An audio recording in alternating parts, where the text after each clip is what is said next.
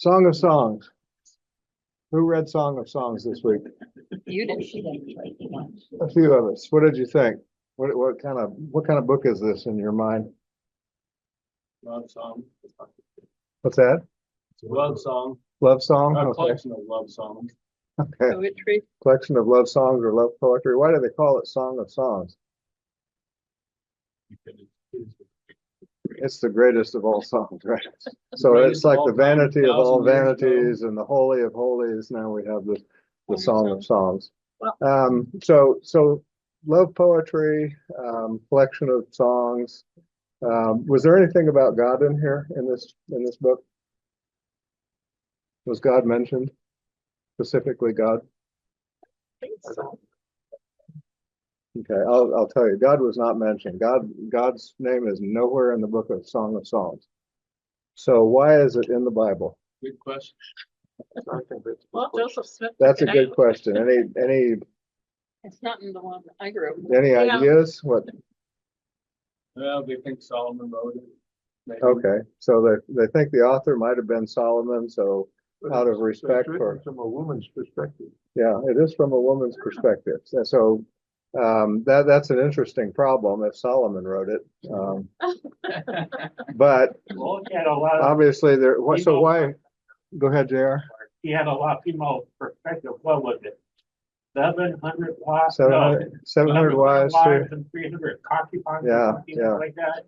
So it's not like he had a lot of time to be fooling around out in the field, right? There's Oh, four kinda. rats in there. That's from the woman's perspective. He was in touch with his female side. Yeah. Okay, All of them. all right. So because his name is in here, out of respect, I guess so who is what is Solomon? What type of literature is he most associated with? We've been studying for Wisdom. weeks now. Wisdom. Okay, so this is deemed to be part of the wisdom literature of Solomon, and so that may be a clue as to how this book ended up in the Old Testament. We'll talk a little bit more about that. But it is poetry. It is love poetry. It is fairly explicit in some places. And trying to put this in a religious context is an interpretive exercise. It's not that we're going to read something literally here that God is this or God did that. There are different ways of interpreting the Song of Songs as to why it belongs in the Bible. And so we'll cover some of that today. Because they made the top 100. Made the top 100. Well, it's the song of all songs. Okay, we're going to listen to this a little bit here. The Song of Songs. It's a well-known but not so well understood book of the Bible. It's 8 chapters of love poetry. And while there is an introduction and a conclusion, the book doesn't have any kind of rigid literary design, and that's because it's a collection of poems. They're not meant to be dissected or taken apart. They're meant to be read as a flowing whole and simply enjoyed. The first line of the book tells us that it's the Song of Songs, which is a Hebrew idiom like the Holy of Holies or the King of Kings. It's a Hebrew way of saying the greatest thing. So this is the greatest song of all songs. Then we're told in the first line that this Song of Songs is of Solomon, which could mean that he's the author. His name does begin the book, after all. But as you read the poems, you discover that the main voice is that of a woman called the Beloved. And while there is also a male voice, it does not seem to be Solomon's. Solomon is mentioned a couple times in the poems, but he's never a speaker. And you do have to admit, Solomon is a very odd candidate as the author of this book, given the fact that he had 700 wives. For the lovers in the Song of Songs, they are the only ones in the world for each other. So the of Solomon likely means in the wisdom tradition of Solomon. He was known for his wisdom, his poetry, his love of learning about every part of life. And Solomon became the father of wisdom literature in Israel. And so his legacy is here carried on through a collection of love poems that explores the human experience of love and sexual desire. The opening poem introduces us to the basic theme of this book. We hear the voice of the young woman who delights in her man, a shepherd. Now, she's not married to him yet, but it becomes clear that they're engaged and they cannot wait to be together. From the introduction, the poems flow back and forth from the woman's voice to the man's, shifting from scene to scene without any kind of clear linear sequence or storyline. The poems move in these symphonic cycles, and key images and ideas get repeated and developed. So So, one of the basic themes uniting the poems is the intense desire that this couple has for each other, expressed through their constant seeking and finding. So, after the opening poem, they're separated but on the hunt for one another. So, the woman calls out, or she'll wake up from a dream or go looking for her lover, and more than once, they'll find each other, they'll embrace, and then right when things start to get a bit racy, the scene will suddenly end, and a new one will start. They're separated, looking for each other, and on it goes. Another repeated theme is the joy of the couple's physical attraction for one another. So multiple times, they'll pause and describe each other with these elaborate metaphors. And here it's very helpful to know that these images and metaphors in Hebrew poetry are not primarily visual. If you try and paint a picture of these people based on the metaphors, you will end up with something that looks very, very strange. What you're supposed to do is reflect on the meaning of these images as they relate to the man and the woman. So you'll read through the poetic cycles, and the tension will keep building in their desire and joy and attraction. And this spiraling repetition is a poetic way of heightening and focusing on the mystery and power of sexual love. It all comes together in the conclusion, which pauses to summarize what these poems are all about. Love is as strong as death. Its passions are as severe as the grave. Its flashes are of fire, a divine flame. Many waters cannot extinguish love. Rivers cannot sweep it away. If one were to give all the wealth of one's house for love, he would be utterly scorned. The poem highlights the power and the intensity of love, how it's both beautiful but also dangerous. Like fire, love can destroy people if it's abused, or be life-giving if it's protected. Ultimately, love expresses the insatiable human longing to know and be fully known and desired by another. Love is one of the most transcendent and mysterious experiences in human life, and as a part of the Bible's wisdom tradition, this book says it's trying to do what the previous poem just said was impossible, to buy love. The woman rejects Solomon's offer, and then the book concludes with the man and the woman. They're separate once more on the hunt for each other. He calls to hear her voice, she begs him to run away with her, and that's how the book ends. Just totally open-ended. But that's a lot like love, which never truly concludes, because there's always more to discover and pursue in your beloved. And so true love has no end, and neither does this book. Now, through history, the big question raised by the Song of Songs is, what on earth is love poetry doing in the Bible? There have been three main interpretations of this book throughout history. In Jewish tradition, it's been read as an allegory, each character a symbol. So the woman is Israel, the man is God, and their love is a symbol of the covenant between God and Israel made at Mount Sinai and the giving of the Torah. This view flowed into the Christian tradition, but the characters were swapped. So it's about Christ's love for his people, the church. And this interpretation was inspired by Paul's words in Ephesians 5, that a Christian husband's love for his wife is a symbol of Christ's love for the church. What's interesting is that in the last 100 years, archaeological discoveries among Israel's ancient neighbors in Egypt and Babylon has turned up all kinds of ancient love poetry that's very similar in language and imagery to the Song of Songs. We see that love poetry was a meaningful part of Israel's cultural environment, which has led most scholars today to view the Song of Songs as what it presents itself to be, an arrangement of Israelite love poetry reflecting on the divine gift of love. But that doesn't mean that it's only ancient love poetry. There's a key feature of these poems that sticks out when you read them as a part of the Old Testament, and that's the overwhelming use of garden imagery. There are powerful echoes of the Garden of Eden and the idyllic scene between the married couple in the early chapters of Genesis. So the image of the man and the woman naked and vulnerable, but completely unified and safe with one another. This resonates in the background of the Song of Songs. It's as if in these poems we are witnessing the love of a couple whose relationship is untainted by selfishness and sin.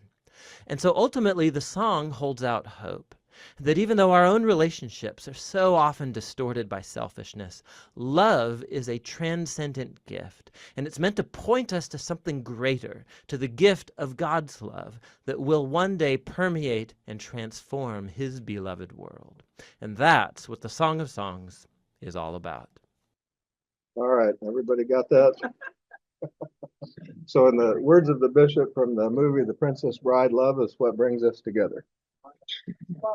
Love is what brings us together. He can do it very well. Watched that yesterday. All right, let's talk. That's the interpretation of whoever it is that makes these little videos.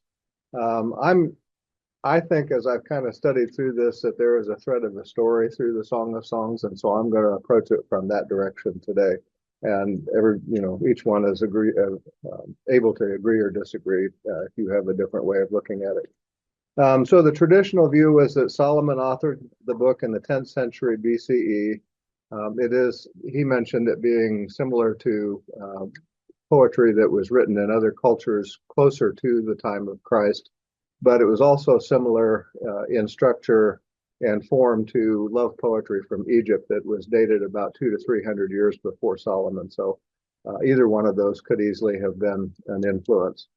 The Jewish tradition actually attributes the work to Hezekiah around 700 BCE.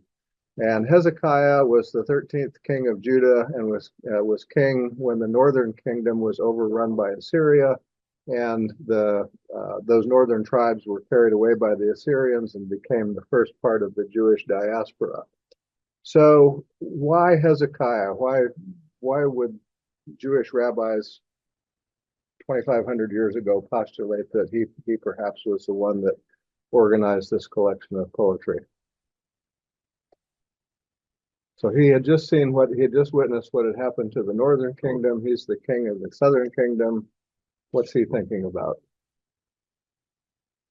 Is Assyria going to stop there, or is there a possibility that Judah might be overrun as well?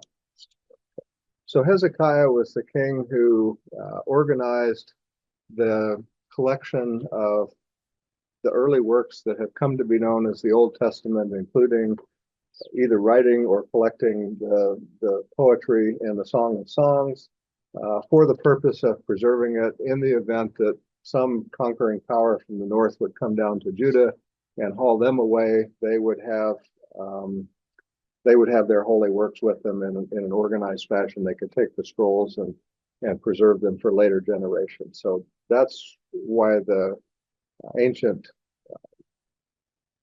rabbis would have thought that maybe Hezekiah was the one responsible for doing this. All right, as Jeremy pointed out, there's a strong female voice through most of the book of Song of Songs. And so for that reason, some authorities would think that this is a newer work, perhaps after the exile to Babylon and the control of the Jews by the Hebrews by Persia or even Greece. In Hellenistic philosophy and in Greek literature and life, the role of the woman was much more elevated than it was in Hebrew life. And so the idea that a woman could be the voice for a book in the Old Testament, perhaps even the writer, it might be that the author was a female, would not have been out of place in that time period and under those types of influences. So there are some that think that the Greek influence is probably the most logical one. And they mentioned in the little video that Solomon is only written about in the third person. It's not like he's saying, I did this, she is my love, and that sort of thing. He's kind of off in the distance there. So whether or not it's actually about Solomon is kind of questionable. So a little more about how the Song of Songs ended up in the Old Testament. It is a collection of 31 shorter love poems that were probably written over a period of 500 years, much like the book of Ezekiel. This may be something that someone started, and it was progressively added to as new ideas or new attempts at making this love poetry were occurred. Repetition in it. Repetition? Various verses often. Yeah, If you read the whole 8 chapters, you notice that some of the verses are repeated almost literally. So that definitely is true. It was not easily accepted without rabbinic debate. We talk a lot about the canonization of the New Testament and the Council at Nicaea and all of the discussions that had to be held for a decision to be made about which books to include in New Testament. Well, the same thing happened with the Old Testament, but it was a group of scholars, of rabbinical scholars who came together and argued which book, should be allowed in and which book should not be allowed in. And so that book, the Old Testament, was canonized somewhere around the 6th century BCE, again during the Babylonian period, probably in an effort to consolidate holy writings that would be important to maintaining the Jewish religion. So they argued, as well as the people who argued about the New Testament. The final decision, even though there was disagreement, was that the Song of Songs should be viewed as a celebration of erotic love and marriage, as something that God has blessed humanity with. Okay, we shouldn't look at it as dirty or as pornography or anything like that. It simply is part of the human experience, and therefore, because it is a blessing from God, it's okay that it's in the Old Testament. Now, is the Song of Songs in the inspired version of our Bible? No. Okay. That was, our Sunday school teachers protected us from that when we were young. And perhaps that was what Joseph Smith was trying to do in removing it. And again, we can argue the merits of removing it from the Old Testament as opposed to leaving it in there. But my opinion about this has always been that we are not the people who wrote the book. The people who wrote the book made the decision that it ought to be in there.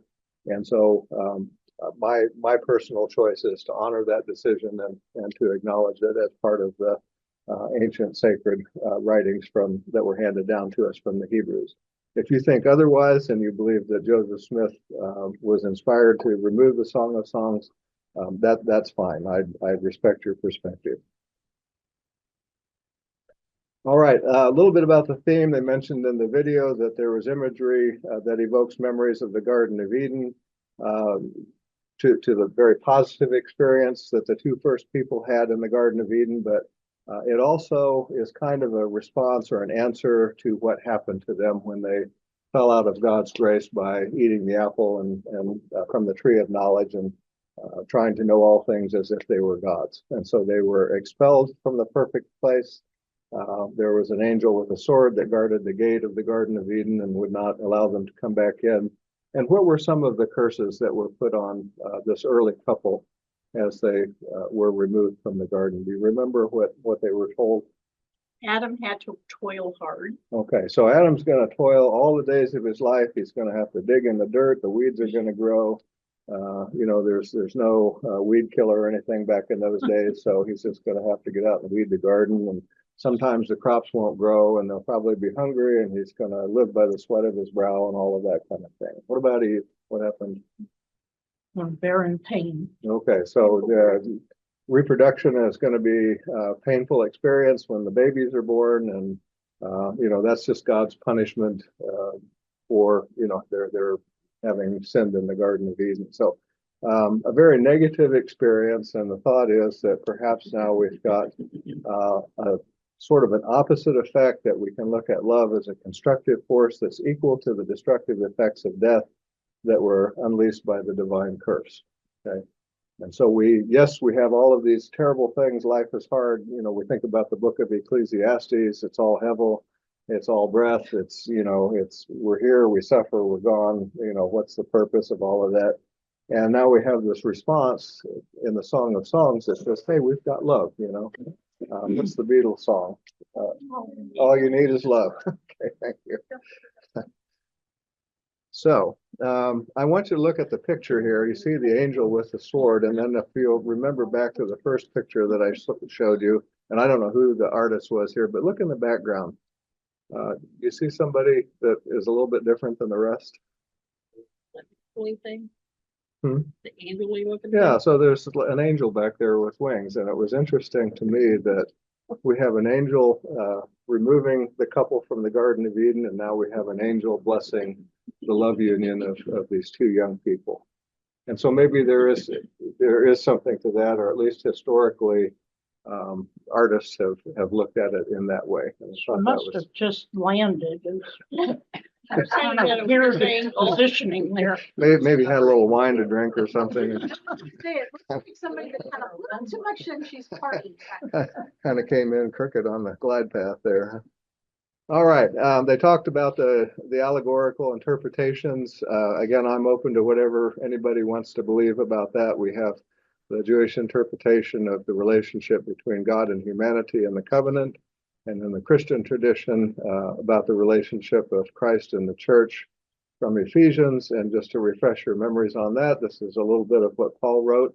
Husbands, love your wives, just as Christ loved the church and gave himself up for her in order to make her holy by cleansing her with the washing of water by the word, so as to present the church to himself in splendor, without a spot or wrinkle or anything of the kind. And if you think about that language a little bit, it sort of echoes, what happened in the Song of Songs. And we'll talk about Solomon putting jewels on the woman who's going to be his bride and making her very beautiful, kind of like Christ in symbol or allegorically did with the church. So that she may be holy and without blemish. This is a great mystery, but I'm speaking about Christ in the church. So Paul is very clear here, if there's any doubt about his reference, perhaps to the Song of Songs. All right, there are lots of interpretations out there. I'm only going to talk about the one that I liked because, again, I think there is a little thread of a story, and so we're going to approach we're going to go through the 8 chapters very quickly, but we're going to approach it in this way. And one of the themes that has been postulated is that this is a courtship, a wedding, and then the two married people grow in their mutual love and respect for one another. And I sort of saw that in the poetry, and so that's the one that I chose to present to you this morning. So first of all, let's talk about this woman. She doesn't really have a name. Late in the Song of Songs, they refer to her as a Shulamite. And in the book that we got our information from, the instructors, he actually gives her a name and calls her Shulamith.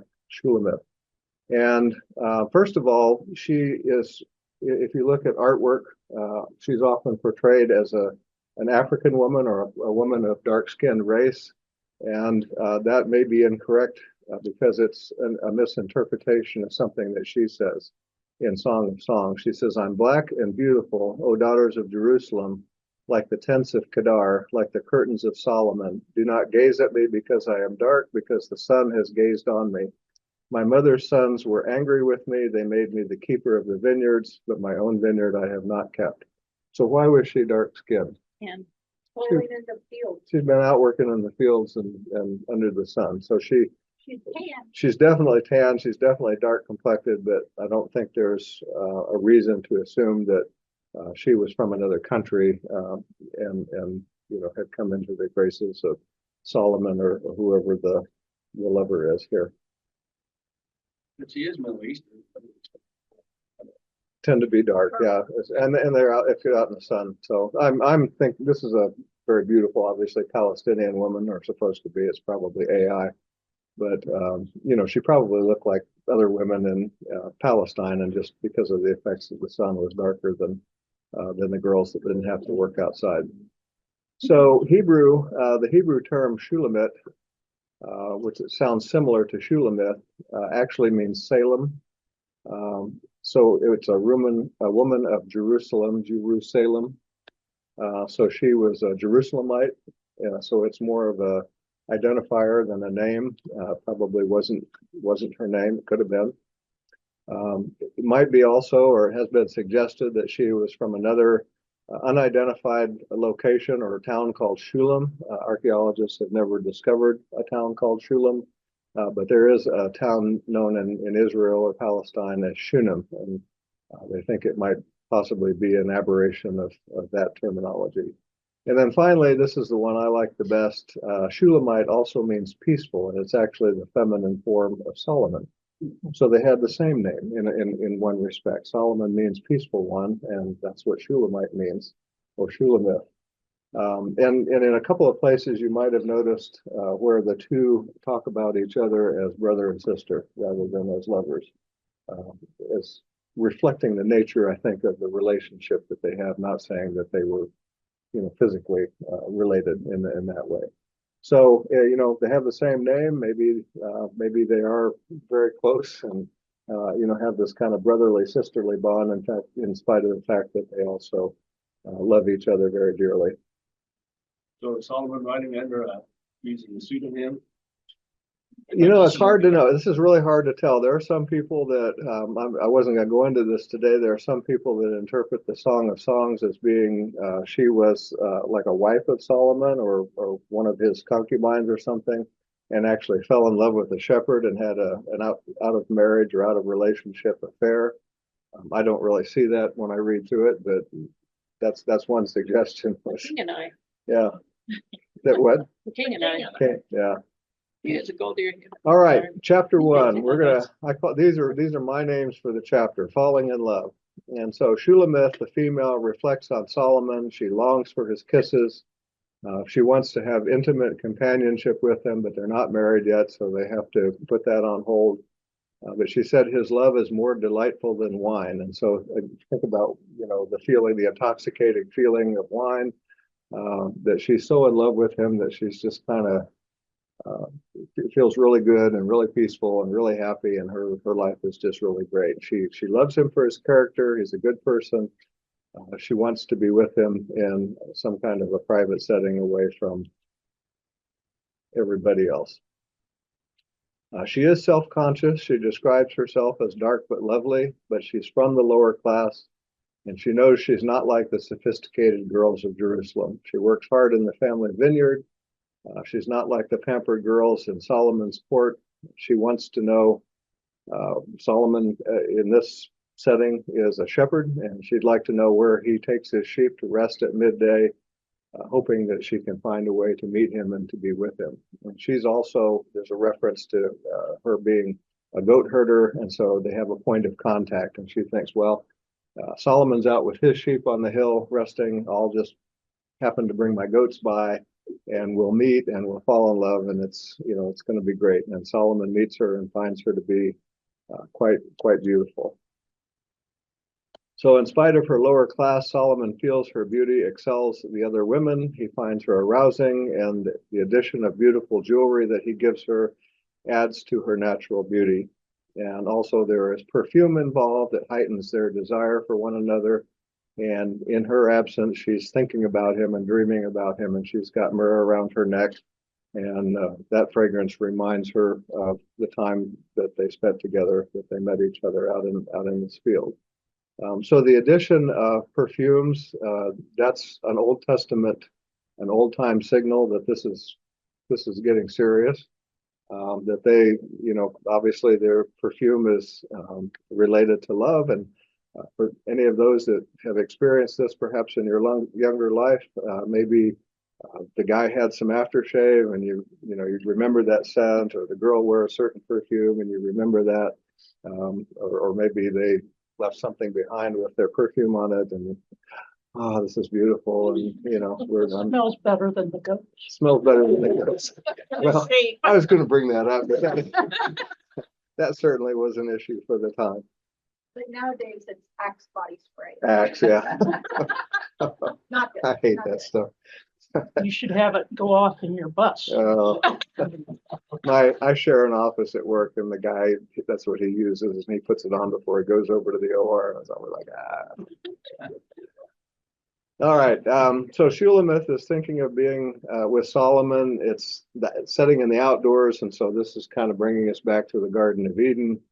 And the courts can't contain, only the outdoors can contain their love. Okay. Guess that was the sanctuary. And she says, our couch is green. It doesn't literally mean a couch. It just means they're on the green grass, the verdant grass. The beams of our house are cedar. Okay, they're out under the cedar trees. The rafters are pine. They're pine trees. There's 2 cats in the yard. Life used to be so hard, so on and so forth. That's different under the sun, isn't it? Nothing different under the sun. Jewelry and having all these perfumes, which are fairly expensive at that time. Yeah. They must not have been too bad. Well, that's, maybe, Some rich shepherd. I don't know why Solomon was out guarding his own sheep, but maybe he was, All right, chapter 2, Shulamith starts to see herself in a new way. She knows that this relationship is developing with her love. She no longer is as depreciative of herself. She now is describing herself as a rose of Sharon, a lily of the valleys, as a lily among brambles, so is my love among maidens. That's the man talking there. I know why Solomon was out with the sheep. To get away from all of those women. Might be. Time of month. The other 700 wives, huh? She invites Solomon to entice her with raisins and apples. These are aphrodisiac foods in old time culture, and so that's supposed to heighten the desire for one another. But they're not yet having a physical relationship, but they're certainly starting to think about it. And Shulamith sees Solomon. We'll talk about how he sees her in a minute, but she sees him as a mighty stag, the voice of my beloved. Look, he comes leaping upon the mountains, bounding over the hills. My beloved is like a gazelle or a young stag. Look, there he stands behind our wall, gazing at the windows, looking through the lattice. So I think this kind of denotes virility. Usually we have a lot of deer in our neighborhood, and so generally there's a stag, there's a buck that has 7 or 8 females with him, following him around, especially during the mating season. And so again, there's kind of this illusion of nature and things as they are out in the world. Any thoughts about that? I don't think Nadine ever saw me as a stag, did you? I'm not commenting on anything today. Just, except for the jewel. I like that. All right, and definitely spring is in the air. It says the fig tree puts forth its figs, the vines are in blossom, they give forth fragrance. Arise, my love, my fair one, and come away. And so things are heating up. And if you know Alfred Tennyson, you remember in the spring, a livelier iris changes on the burnished dove. In the spring, a young man's fancy lightly turns to thoughts of love. And that's exactly what's going on here. I had to ask Paul, did you bound over the hills? Maybe that was your I seldom bound over anything unless I fall down. I was gonna say, I've seen him fall a few times. I was never a bounder. So Shulamith this is chapter 3 now. She's starting to have fears. You have a young relationship, and then you kind of start to worry, is this really, is this going to last? And, or am I going to lose this person? So Shulamith is so filled with love and desire for Solomon. She fears the loss of his intimacy before it's even occurred. She dreams she has lost him and is out running through the city at night in search of him. So this is a dream, kind of a dream sequence. And she says, I sought him, but found him not. And the sentinels found me as they went about in the city. And I asked them, have you seen him whom my soul loves? And scarcely had I passed them when I found him whom my soul loves. And I held him and would not let him go. And then the big day of the wedding comes, and Shulamith is escorted by Solomon's bodyguards. And she says, look, it's the litter of Solomon. Around it are 60 mighty men of the mighty men of Israel, all equipped with swords and expert in war, each with his sword at his thigh because of alarms by night. King Solomon made himself a palanquin from the wood of Lebanon, and he made it with posts of silver, its back of gold, its seat of purple, and its interior was inlaid with love. What's a palanquin? It's like not a chariot, but it's like A sedan chair or something. it's a famous, not famous, but yeah. Kind of like that. Yeah, so this is a palanquin. It's, the king or whoever is carried around by royalty. And of course, it's because it's Solomon, it's very fine. It said it was inlaid with love. Anybody pick up on that? What do they mean by inlaid with love? So in the weddings, in ancient weddings, they would make a palanquin and they would put erotic pictures on the inside, so that as the groom was being hauled to the wedding, he would be looking at the erotic pictures and thinking about the wedding night. Okay, so kind of getting him ready for what his duties are going to be later on that night.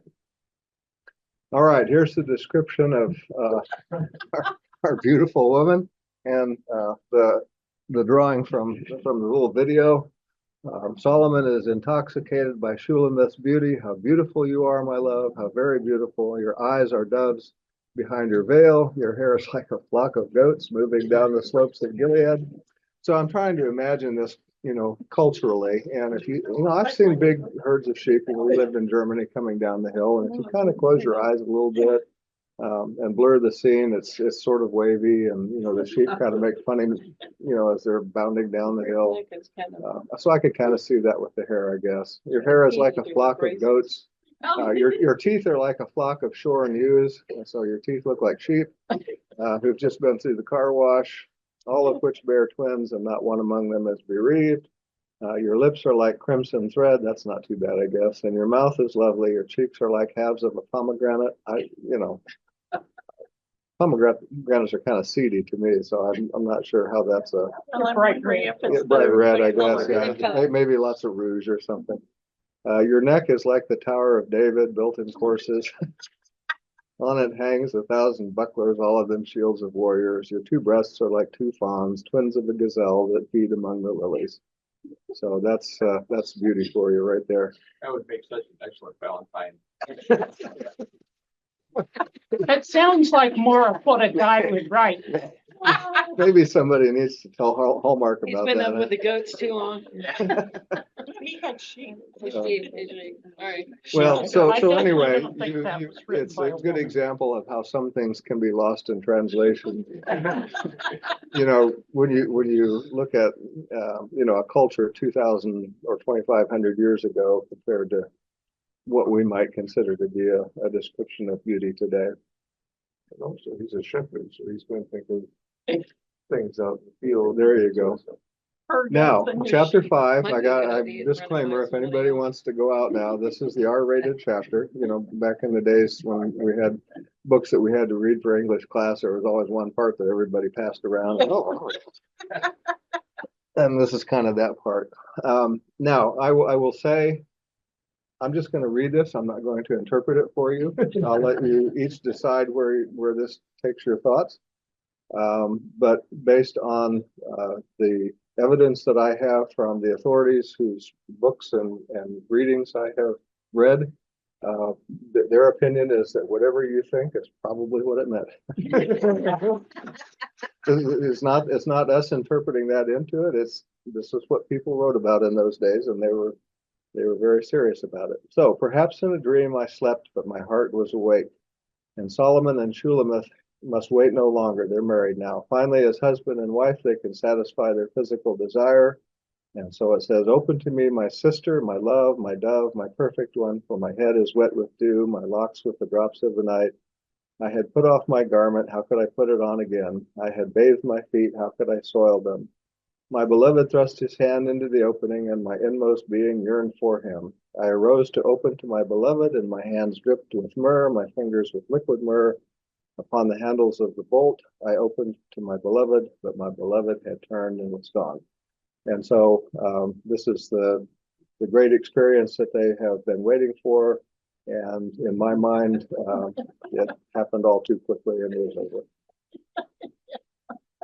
Once again, perhaps in a dream, Solomon disappears and Shulamith now is searching for him again. She's found by the city sentinels who beat her, and she describes the beloved for whom she is searching and why he is better than all others. So this is her description of him.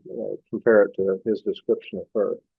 My beloved is all radiant and ruddy, distinguished among 10,000. His head is the finest gold. His locks are wavy, black as a raven. His eyes are like doves beside springs of water bathed in milk fitly set. His cheeks are like beds of spices yielding fragrance. His lips are lilies distilling liquid myrrh. His arms are rounded gold set with jewels. His body is ivory work encrusted with sapphires. His legs are alabaster columns set upon bases of gold. His appearance is like Lebanon, choice as the cedars. His speech is most sweet, and he is altogether desirable. This is my beloved, and this is my friend, O daughters of Jerusalem. So if you see anybody fitting this description, please send him my way. He sounds like a Marvel character to me. I find it interesting that the guards beat her. Yeah. Yeah, I don't know what that, but it was, Did it. she get dressed before she ran after him? Yeah, it was a dream. I don't know. Maybe they thought she was a crazy woman or something, but not sure what that was all about. All right, so now we're through the wedding. And the last couple of chapters, I think, is about the maturing of the relationship. And finally, Shulamith and Solomon are reunited. He's been out pasturing the flock of sheep in a garden. You know, you can have pleasure for so long, and then at some point you've got to go back to work and back to life. And so he's done that. She says, my beloved has gone down to his garden, to the beds of spices, to pasture his flock in the gardens, and to gather lilies.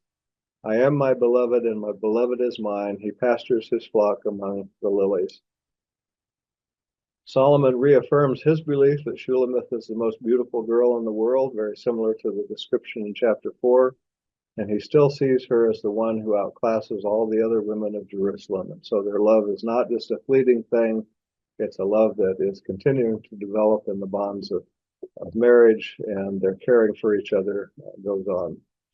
There's some speculation here that Solomon has been bragging to his friends about his love's beauty, because there's a verse in there where he returns her in a chariot for them to admire her. You know, this is my wife. This is how beautiful she is. And aren't you guys jealous of what I've got here? And if he has a chariot, he's not too poor. He's not too poor. All right, chapter 7, love continues to mature. Solomon continues to praise his wife. How graceful are your feet in sandals, O queenly maiden. Your rounded thighs are like jewels, the work of a master hand. Your navel is a rounded bowl that never lacks mixed wine. Reminds me of the, what is it they do? What's it called? Body shop. Body shop, yeah. He's got a fetish and likes body shop. Okay. Your belly is a heap of wheat encircled with lilies. Now, I've got to explain this part. The bellies, anytime there's talk in ancient literature like this about the belly of a woman, it's about fertility. The belly covers the reproductive organs, and apparently she's been, fertile and probably produced children at this point. So he's admiring that, and that was something to be admired in those days about a woman if she was able to produce offspring. Your two breasts are like two fawns, twins of a gazelle. What's that? What was being circled with Bones part? I don't know. I guess he was just complimenting her. Your neck is like an ivory tower. There's the tower part again. Your eyes are pools of Heshbon by the gate of Bath Rabbim. Your nose is like a tower of Lebanon. I'm not sure that sounds a compliment. Maybe it was a very small town. It overlooks Damascus. What a nose. Got that Jewish going on. Your head crowns you like caramel, and your flowing locks are like purple. A king is held captive in the tresses. How fair and pleasant you are, O loved one, delectable maiden. So the husband, time is going on. He still sees her as the absolute love of his life, and his feeling for her has not diminished. And Shulamith responds, I am my beloved's, and his desire is for me. Come, my beloved, let's go forth into the fields and lodge in the villages. Let us go out early to the vineyards and see whether the vines have budded, whether the grape blossoms have opened, and the pomegranates are in bloom. And there I will give you my love. So now it's just not all about, we've got to be in the bedroom and, doing that stuff. Now we can go out together. We can take a vacation. We can go check out the vineyards and the pomegranate trees and, work together to build a life and to have this growing and deepening of our relationship. And chapter 8, love deepens and love matters. She said, oh, that you were like a brother to me who nursed at my mother's breast. If I met you outside, I would kiss you and no one would despise me. I would lead you and bring you into the house of my mother and into the chamber of the one who bore me. I would give you spiced wine to drink, the juice of my pomegranates. Oh, that his left hand were under my head and that his right hand embraced me. I adjure you, O daughters of Jerusalem, do not stir up or awaken love until it is ready. So this sounds like a more mature woman, again, still very much in love with her husband. And then she has a bit of advice for the other young women of Jerusalem. Don't rush love, just like any women in the room who had daughters, you probably told your daughter at some time, don't jump into anything. wait for the right one, and it'll show up when time is ready. Set me as a seal upon your heart, as a seal upon your arm, for love is strong as death, passion fierce as the grave. Its flashes are flashes of fire, a raging flame. Many waters cannot quench love. Neither can floods drown it. If one offered for love all the wealth of his house, it would be utterly scorned. And so now we're looking toward the end of life, and the couple is growing old together, still very much caring about each other, knowing where the future will take them, and yet nevertheless grateful for the experience that they've had of loving one another. Oh, you who dwell in the gardens, my companions are listening for your voice. Let me hear it. Make haste, my beloved, and once again be like a gazelle or a young stag upon the mountains of the spices. As old as we get, we still see each other with eyes of love. We see each other as we have been, and that is the end of the Song of Songs. Questions? Comments? Did I miss anything that you wanted to talk about? Or did I talk about more than you wanted to hear? Other than showing him off to his mother, it's kind of weird that she wanted to take him to the mother's chamber. Yeah. Like, Well, it's, maybe you get older and you decide to buy your parents' house and move in, is where you grew up, and that kind of thing. I don't know. Any other comments? Well, it sounds like a story that's repeated throughout time.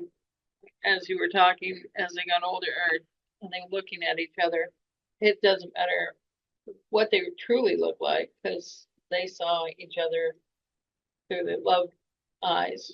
And it reminded me of a movie called The Enchanted Cottage, of a World War II Army man who was injured and his face was all deformed, and a very homely woman who came in to help care for him. And over time, they both became handsome and beautiful.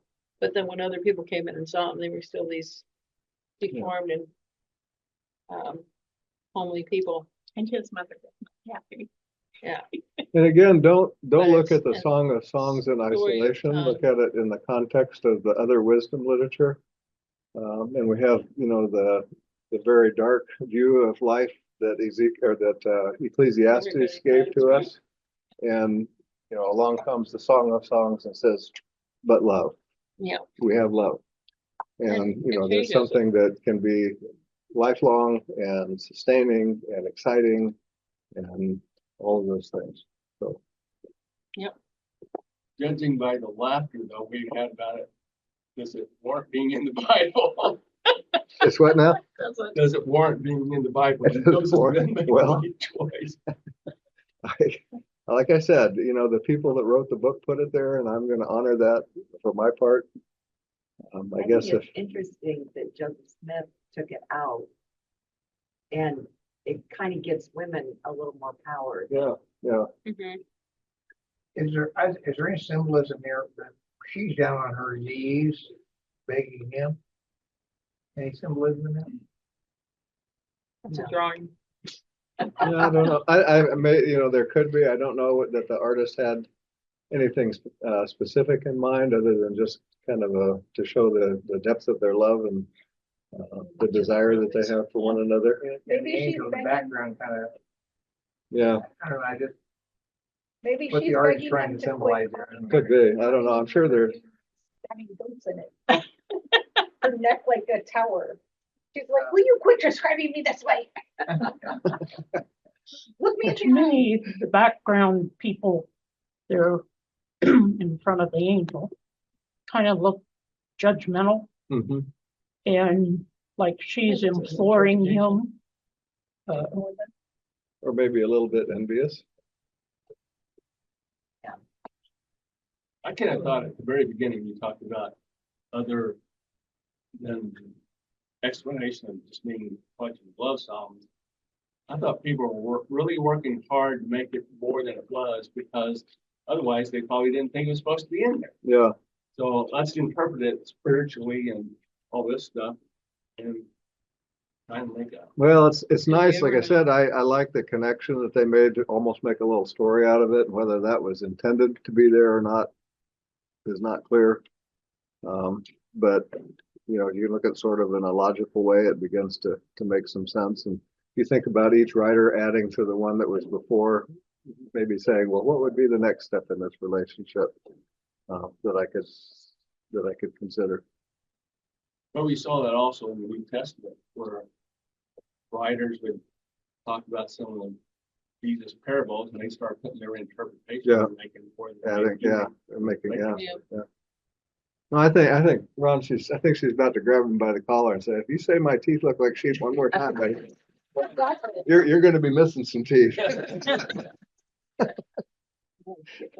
thought you were saying, get me out of here. Yeah. All right, I don't know what's on the schedule for next week. I think, is there a, you'll start the new book? Okay, I wasn't sure. I thought there was something about a congregational meeting, but Jane's not here. That was this week, canceled, I so thought. that was canceled. Okay, so everybody see the book one more time and Jesus, First Century Rabbi by David Zaslow. so if anybody wants to purchase that, Jonathan, where can they go? Amazon has it, Christian Books has it. You might check, half price books. Last time I checked, they didn't have a copy, but they're always giving us. Yeah. You might check that. And I think 8 books. 8 copies. Has